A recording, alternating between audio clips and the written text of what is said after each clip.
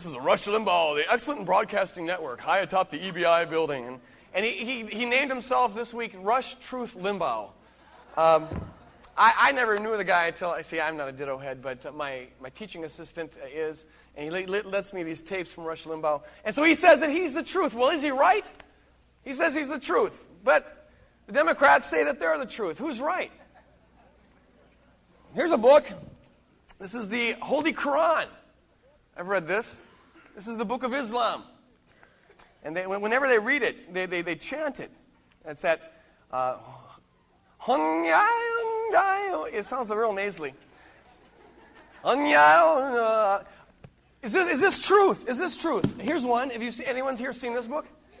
It's the Book of Mormon. And that's the angel Moroni blowing his trumpet. It tells you about Jesus supposedly coming to America some 2,600 years ago. Oh, here's one.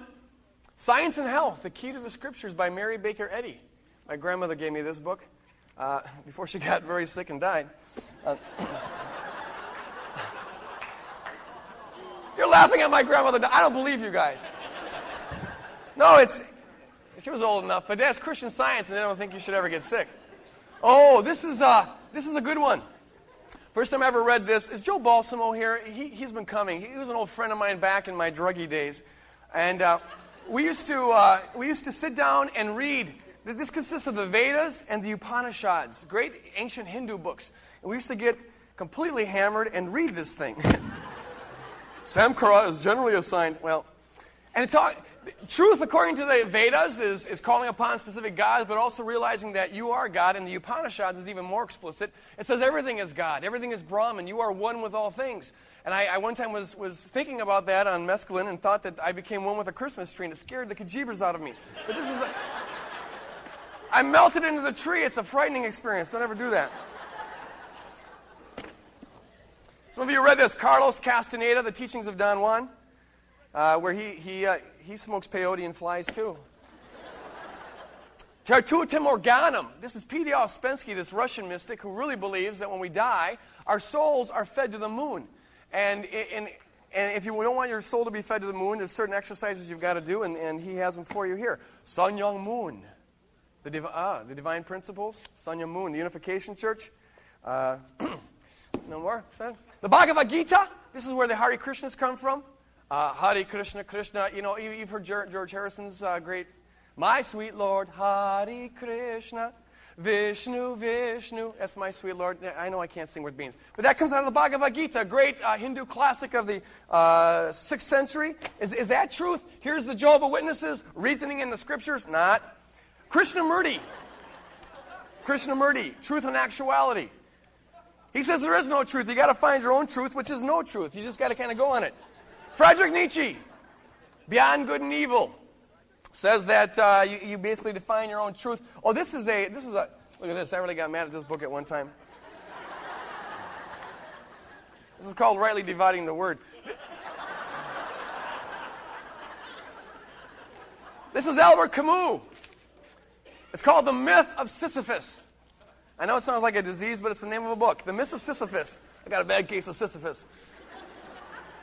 And his basic theory is life is meaningless, life is absurd, life is purposeless. It's like this ancient Greek hero Sisyphus who was condemned to push a rock up a hill. That's what life is all about.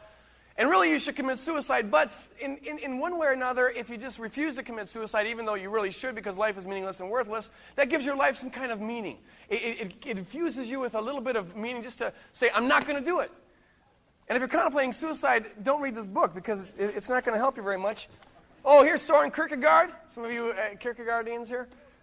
This is, yes, we got it. Melissa is, whispering all during the sermon, aren't you? Concluding on scientific postscripts, truth is subjectivity. You don't really know what is truth. Here's Runner's World. If you want to find truth, go out and run 100 miles and prove yourself to me. Here's my favorite, Elizabeth Clare Prophet. And she will dictate angels to you. A lot of claims of truth here. And then here's an interesting one that I want to talk to you a little bit more about. This is called the Bible. This is called the Bible. Here, I thought I was going to have to argue for it. You guys are, case closed. Let's go home.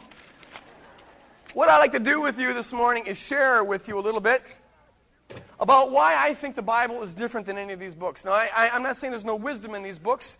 I've enjoyed reading them, and my library is full of books like this, and there's insight there, some more than others. But I want to share with you a couple of reasons why I put my trust, when it comes to deciding what is true, when it comes to deciding what is false, when it comes to deciding how I should live, I put my trust in the Scripture. And I want to say why. It is not, I don't believe, simply a leap of faith where you just got to say, oh, I'm too confused, I'm just going to do this because it's my culture, it's comfortable or whatever. I don't think it's an irrational thing to do. I wouldn't do it, frankly. I wouldn't put my trust in Scripture unless I thought there's some good reason to do just that. So I want to share with you 4 things that I think are unique about the Bible.